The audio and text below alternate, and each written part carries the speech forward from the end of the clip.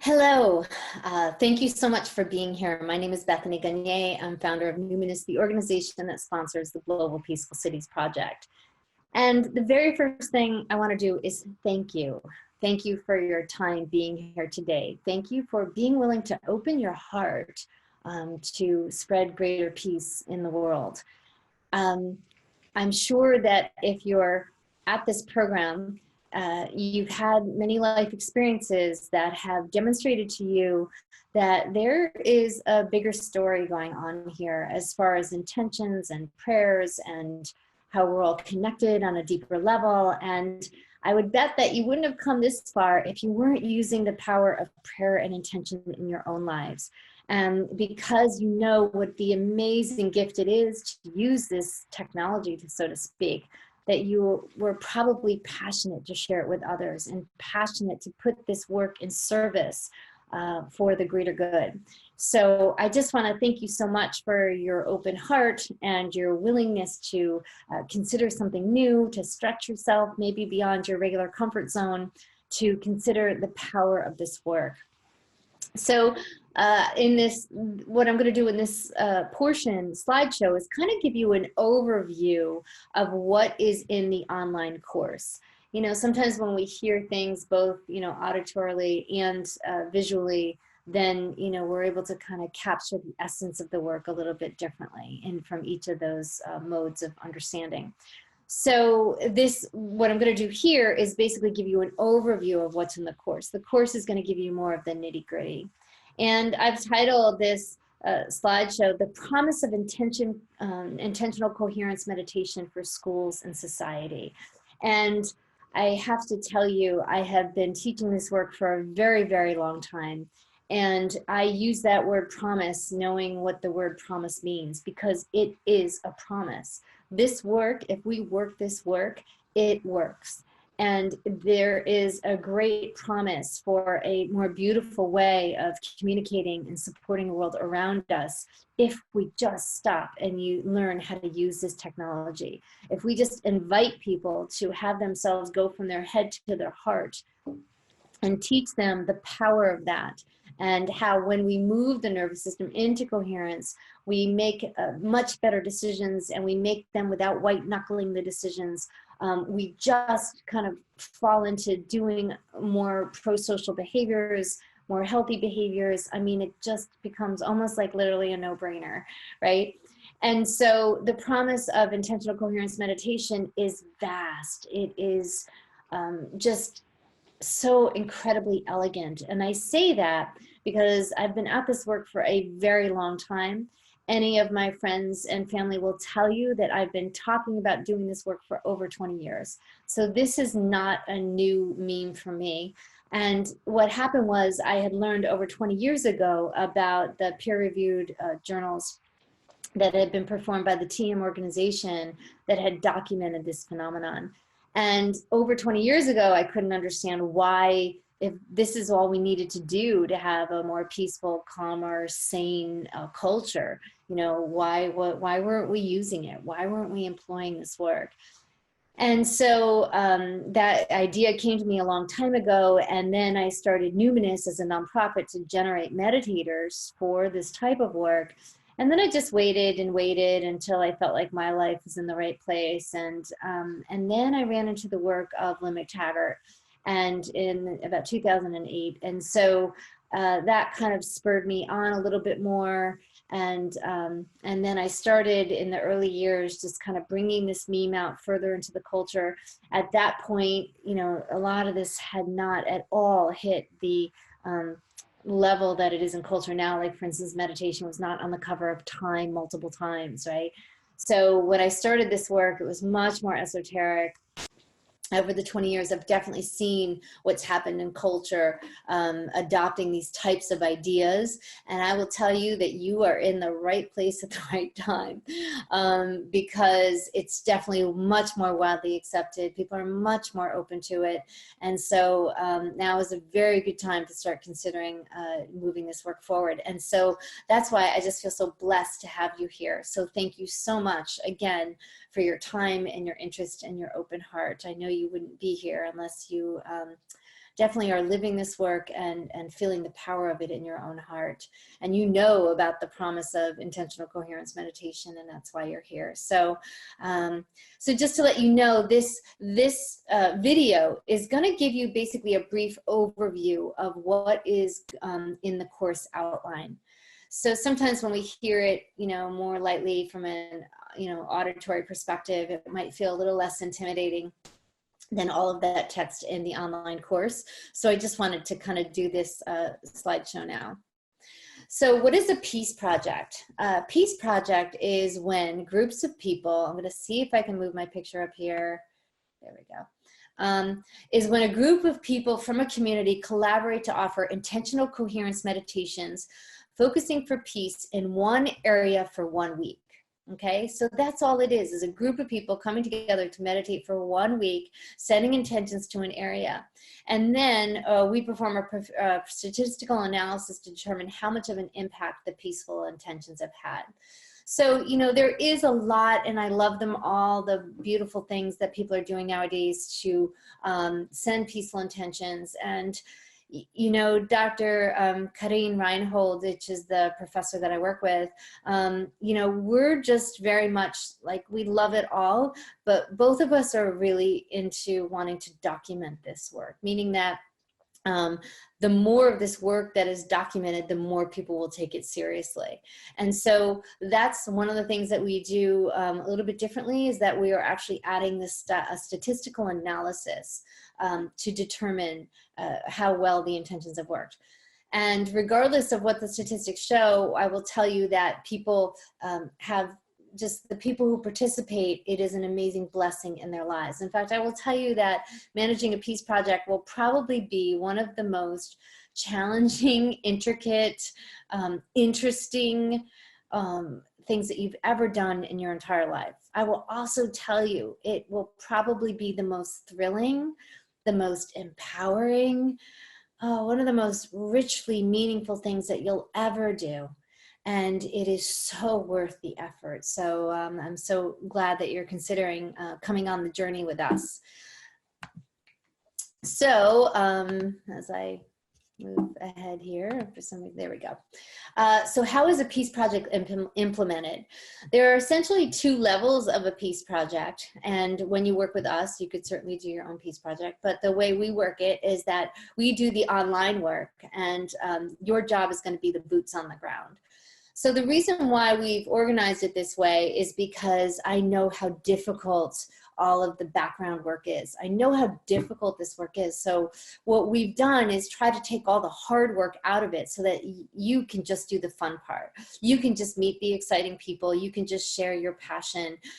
You can just do the part that really involves the people contact. And then we can take care of the background type of things. So we take care of the online aspect of the work. So Numinous is basically offering the technical website, the customized mentoring, and the data analysis support. And we can help distribute meditations for peace in your area. We also online we're starting to build a list worldwide. And so we'll be able to have people from other areas actually sending intentions to your geographic area as well. So that's essentially our job. I kind of figure that that's more of the grunt work, but you get the fun work. Again, you're the boots on the ground. You're the one that can help organize group meditations and find your city organizers and really meet all the cool people in your own community that you may not know right now, but you're going to be so glad you met in this process, because in this process, we tend to, as you know, like attracts like, and we tend to attract to people, like-minded people, and you're going to meet some of the most amazing people along the way. My Peace Project people are my friends. They're my friends and they've become my family. We celebrate holidays together sometimes. We get together. We're just like that larger family that, that you always kind of wished you had, kind of thing. So, and we laugh a lot because we're training and keeping the heart light. And, it's just a beautiful thing to find like-minded people in your community and have them become so richly a part of your life. So who does the statistical analysis is this amazing woman, Dr. Karina Reinhold. She is a professor of mathematics and statistics at the State University of New York at Albany. And her colleagues analyze the data that's provided by your local team. And we'll get into that more, but I will tell you, working with Dr. Reinhold, she's just an amazing woman. She walks her talk. She's very passionate about, as a professor, teaching kids to reduce their anxieties about learning math. And she has an open heart to this work. She privately works with A Course in Miracles work and does a lot of prayer and meditation work, but she's also a scientist as well. And that is just our passion, sharing the combination of spirituality and science. And so she's just an amazing blessing to work with. So what type of meditation are we using? Well, we've put together a 15-minute intentional coherence meditation protocol that you can learn through another course called the Global Peaceful Cities Meditation Leader Program course. But basically, this protocol is a 15-minute protocol that always has the latest and greatest as far as intentional and coherence meditation. So we have been playing with it for years, and you would learn more about that as we go. And just know that we also collaborate lightly with the Institute of HeartMath, which has given us permission to use the heart lock-in, which really just, again, moves the body more into the state of coherence.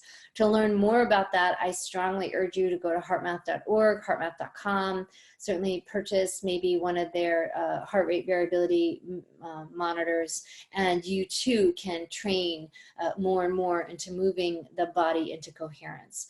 You don't always need to train, but as a leader, you may want to feel that confidence of that. And that's the beauty of this work, is we're raising awareness of this work everywhere, regardless of whether or not they're using the biofeedback monitors to go with it. Eventually, we hope to actually do more of that. So who is your support team? Well, you've got me, of course. You've got Dr. Reinhold, Karin, or you can see these other beautiful people down there. Those are all different pictures of volunteer meetings for the Peace Project. And we tend to have a lot of fun. I will tell you that it's pioneering a project that's never been done before. It has its inherent challenges, but we, all of us, are using the technology to maintain balance and coherence in our own lives. And so we tend to stick with it and, have really seen the benefits of it. So know that when you're engaging with us, it's not just me and Dr. Reinhold, it's also a whole crew here. And what we'd love to do is have us all share ideas and support. Because we're bringing this concept out into society, and if you find a way that particularly works for engaging your population, we'd love to know. All of us love to know that there's a whole home team back here in Albany, New York, that's going to be cheering you on and really watching from a distance and wanting you to be as successful as you can. So to begin with, I mentioned a little bit that this can be a little bit of a daunting task. So it's very, very important that you understand what is your why. And I always suggest that you, answer the question 3 times. I want to participate in starting a peace project because. And, I would have you pay particular attention to the 3rd answer. I've heard it said that the first answer is kind of mom, and the second answer is kind of dad, and the 3rd answer is when we get a little bit more real, right? So it's kind of like the first 2 are a little bit more fluff, and then when you get to the 3rd answer, you're going to get down to like the really deep meaning of what excites you about the process, what pulls your strings, what is it about this type of work that really makes it so that you'd be willing to listen to a program like this and consider doing this work. So it's very, very important for you to consider your why, and I go into this extensively in the workbook or in the online course. So the question is, how do you start? Again, all of this will be in the workbook, but I'm just going to give you some general ideas here. But one of the first things to do is to start a very informal conversation. So for instance, you just might want to have a potluck. You know, we've done a lot of community building by having potlucks. We used to do them once a week on Wednesday nights. And just gather a bunch of people who are interested in this type of meme and just sit around a table and start brainstorming. You would have educated yourself about a lot of the aspects of peace projects before this happens, and maybe you could share this course with other people in your city so that they're briefed as well. But really just start it as an informal conversation. In a minute, I'm gonna talk about how to have that conversation, but we're gonna move to the next one now. Just to let you know, early on, you're gonna need some key players that will help you get the idea off the ground. Essentially, you're going to need 2 to 3 organizers, committed organizers, 2 to 3 committed social media website support. You're going to want to be finding meditation leaders or people interested in training in intentional coherence meditation, volunteers to help with collecting city data, and organizations willing to offer intentional coherence meditations. Now, you don't need all those immediately. The first few you do, kind of, but essentially those are general areas that is going to be your work in the process. So remember I said I would help you with the conversation. So you're going to see a whole section on this in the online course where we have you practice your 30-second elevator pitch before you start. And the reason for that is because, you know, it's one thing that when you have the idea in your mind, but it's another thing when you bring it out into the public. Right? All of a sudden, this idea that seems so easy to talk about, all of a sudden we find ourselves tongue-tied and not exactly sure how to say it. And so that's why when we do our meditation leader trainings, we even have people practice a 30-second elevator pitch. So what I suggest you do is start practicing saying this work out loud, and then finding some volunteers or someone else, then you guys can practice saying it back and forth to each other and find your own rhythm and sense to the work. What we've also hacked about this work is we've learned that people tend to come to this work with 2 different orientations. One is that people are, you know, loving this idea of putting their heart in service for world peace, for actually taking a stand for world peace, which I just love.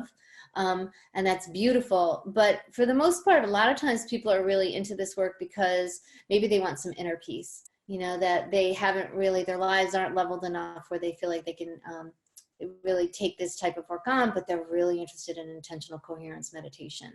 So understand that when you're making your elevator pitch, you want to think of 2 different pitches, one for people who want to save the world and one for people who want to save themselves. And also what people don't know is that when you are saving the world, you are saving yourself.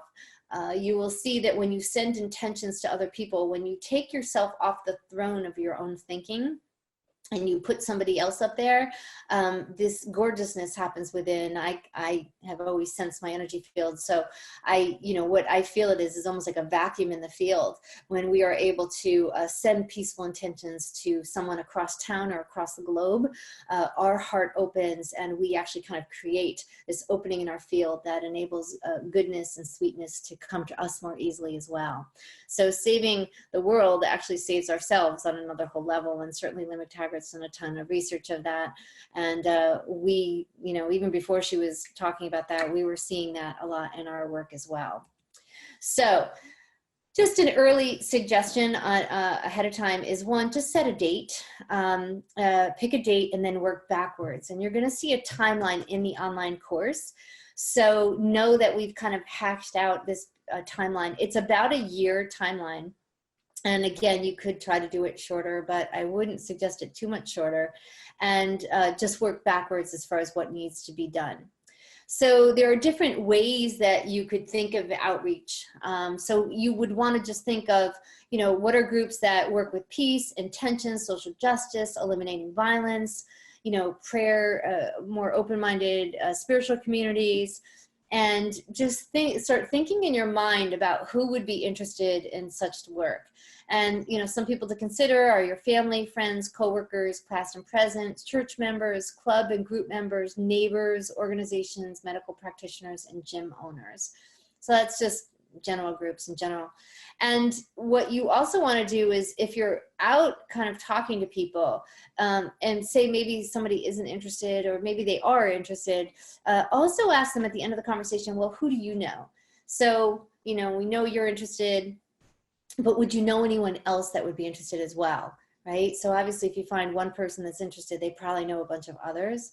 And so maybe just even going out to coffee with a few friends and just kind of dropping the idea down, and, you know, ask advice from maybe other organizers that you know. And ideally, what you're really going to want to also find is specific leaders in the area that you're interested in working in. That is going to be key as we go along.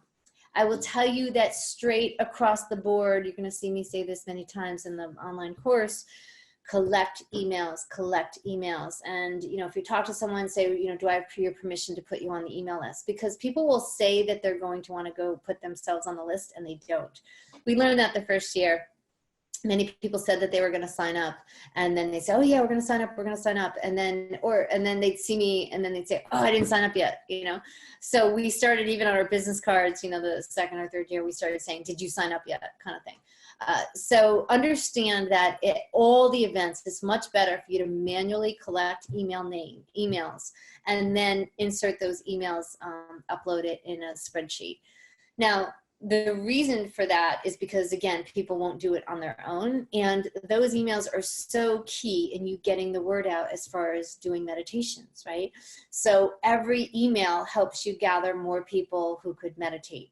And we need as many people as possible in this type of work to get what they call the dosage effect, to get a measurable effect.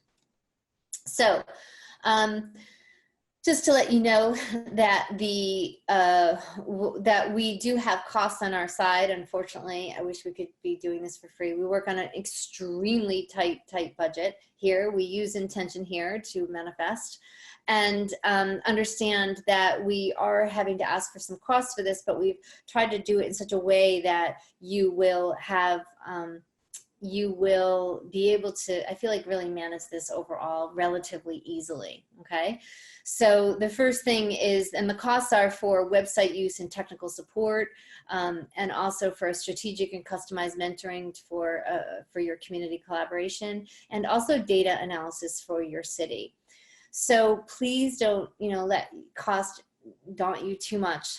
Donations can be raised over time. However, asking for a $450 non-refundable startup fee to be sure that you're committed.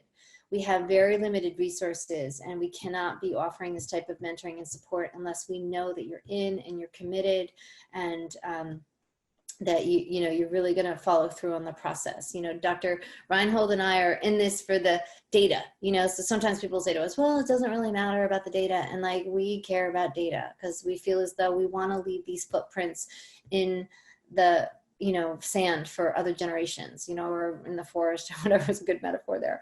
But this idea that we want to leave these breadcrumbs for other generations to follow, we got to start now. We've just got to do this.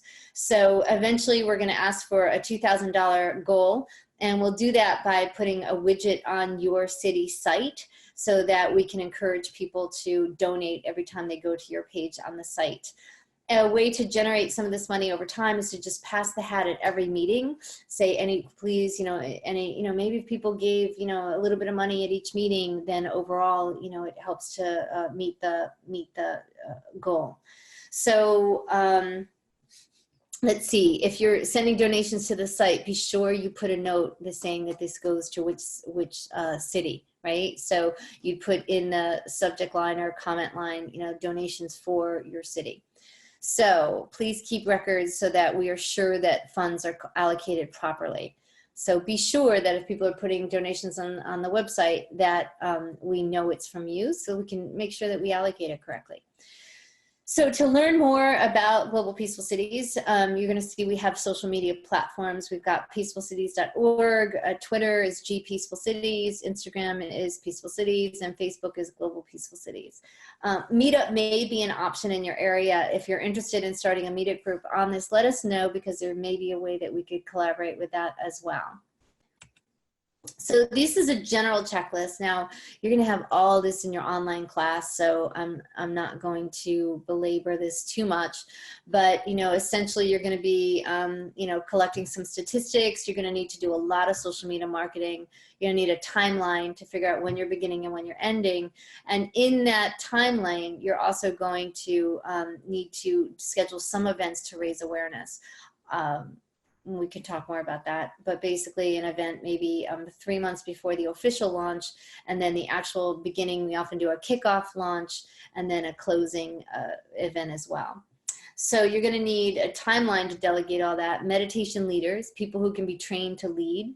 Train way more leaders than you need, because many of them may feel a little too intimidated, but they took the course because they wanted to learn. Organizations will be you're also going to want to look for organizations. We've come to realize that if we bring these peaceful intentions into organizations, they love it. They may not know what they're signing up for at first, but they thank you in the end. And so that is that's fun. Also the a marketing plan on how you're going to do that. You're going to need about 6 to 8 meditation leaders who are trained in the protocol that are willing to record their meditations into SoundCloud.com. Again, this is part of the mentoring, but they'll follow the protocol, and that way each city has their own meditations, which is really pertinent to them. So you can talk about Main Street, or you could talk about, the YMCA in your area, and be very, very specific, walking down very specific roads, and people love that.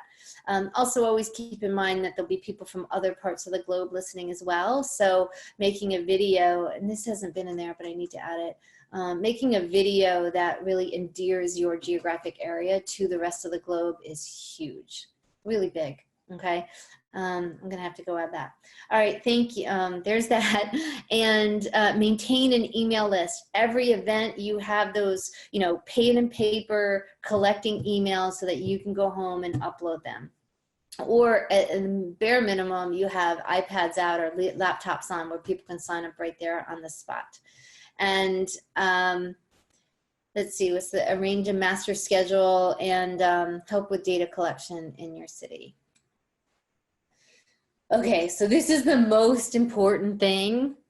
This is the most critical, so incredibly important thing, bringing your awareness right now to your heart. And this is it.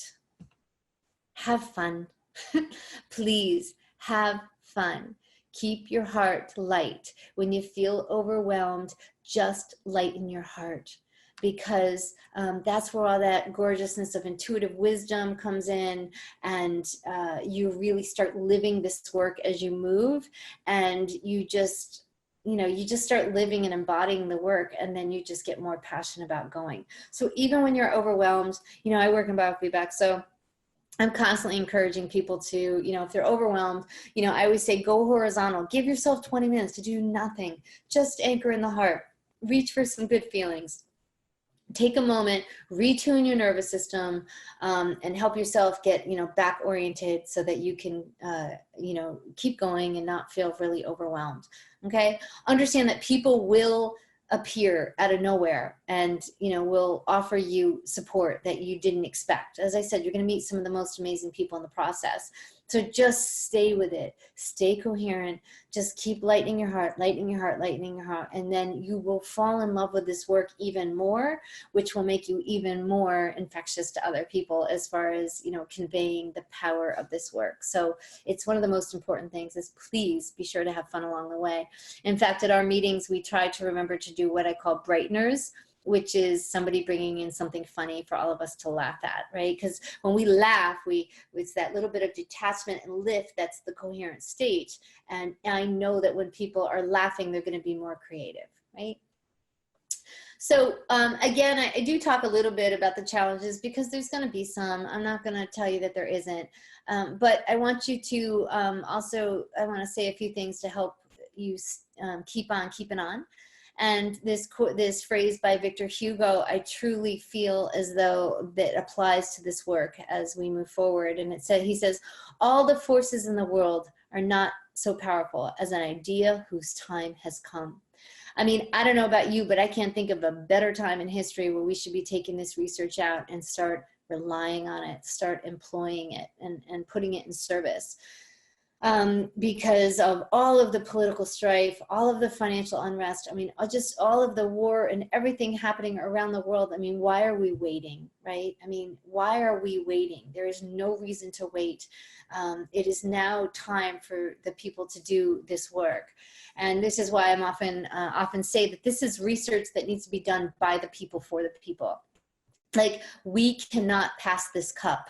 We need to do this work ourselves, and you know, we can't be waiting for somebody else to come along and do this, you know. So Lynn McTaggart's doing her national or international ones, and those are great, but really people are going to really enjoy or really believe this work when it like happens in their own backyard a little bit more, you know. So, and that's what I find, you know, because even me, I'll look at some of those global ones and I'll question them, right? But when people know that they did it, that they employed the whole process, that they became the change, they were the change, right?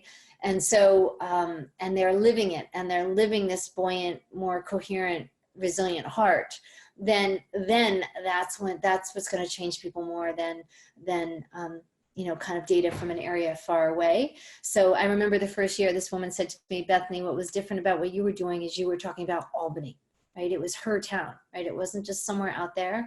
And that's one of the benefits that you're going to have with this. And also, by working with us, another benefit you're going to have is that you can point to us and say, well, look, this other city's doing it. When I started this work, I didn't have that cred, you know, that credibility or anything. I didn't have it. I just kind of started out of nowhere. It took me a while. I had a very long learning curve. Yours will be so much faster. But the idea that, you know, you can now say, so when you're bringing out to your city, you can say, well, look, they're doing this in other cities, right? And then if all of us kind of build on the strength that all of these other cities are doing it, then you know, this won't be such a wild new meme anymore. More people will embrace it. And we just can't wait for other people to do that. We can't wait for scientists to do this. Scientists can't do this work. We have to do this work. You have to do this work. Other people have to do this work. I have to do this work. Like there's no reason for us to wait. So, and the science, I mean, literally the scientists can't do it on their own. This is research that needs to be done by the people for the people. And so we need to engage the people, and that's why we really need people like you who are willing to engage people with this most incredibly empowering, what do I want to say, birthright of human nature, right? To teach people about their own technology that's located within them right now, that doesn't need to be plugged into the wall to be charged up, and doesn't need, you know, a screen, and, you know, that this technology, this amazing technology that's within each of us, to, if we just learned how to use it more skillfully, then so much good could be done in the world. You know, when I started biofeedback years ago, I just felt, I almost would feel bad when people would pay me for a session, because I felt like I was just teaching people about themselves, right? That everybody should have the owner's manual to their nervous system. Everybody should, right? Because if everybody had the owner's manual to their nervous system, this world would be a very, very different world. And so, so I'm just wanting to convey all that to you, to have you see the bigger picture of just how powerful this work can be. And finally, Margaret Mead put it much better than me. She says, never doubt that a small group of thoughtful, committed citizens can change the world. Indeed, it is the only thing that ever has. You know, I mean, she nailed it. I mean, that's just, it's only going to take people like you, people like me, people like, you know, the people you know, gathering together to say, you know what, I'm going to take a stand for peace in this most elegant way that you can take a stand for peace in the safety of your living room, and still impact the world around you. So I just want to thank you so much for taking the journey this far with us. Please stay with the online course. Answer the questions in the online course, because I organized them in such a way so that in the end you have the beginning of your own blueprint, and you can kind of have ideas along the way to kind of leave, give yourself some notes on where to start. We look forward to hearing from you. If you could, please let as many people know about this type of work as possible, and that this opportunity is available. There are so many people that have told me that they wanted to do something like this. So this is I know from dealing with some people around the globe that there are people just waiting actually for this type of work, something to just strengthen them enough, to just give them enough support and understanding to have them walk out in the world to do in their heart what they know they're already being called to do, but feeling really intimidated by the process. We'd like to really support you along the way, and this is going to be fun. So thank you so much. We look forward to hearing from you, and thank you so much.